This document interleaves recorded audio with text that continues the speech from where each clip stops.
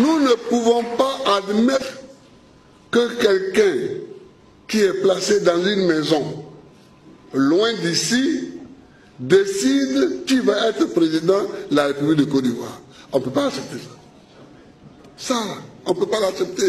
Et il faut que les gens le comprennent une fois pour toutes. En Afrique et hors d'Afrique. Il faut qu'ils le comprennent. Et nous avons choisi d'être libres.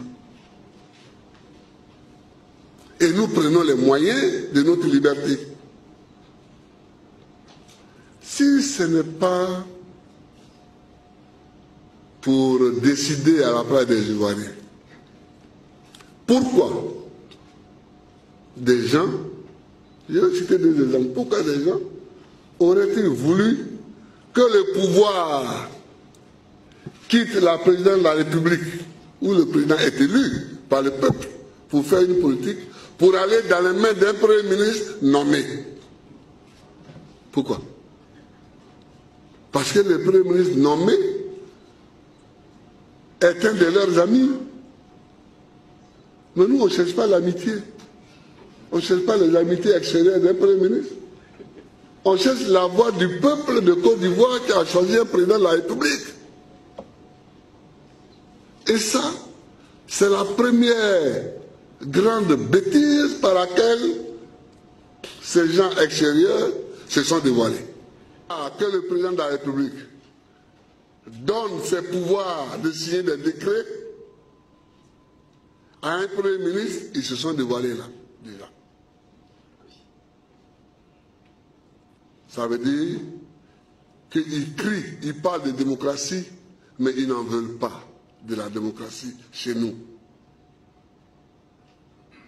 C'est pourquoi un jour j'ai dit, mais je ne suis pas un sous-préfet français. Ouais, je ne suis pas un sous-préfet. Et je ne peux pas être un sous-préfet français. J'ai choisi d'être un Ivoirien.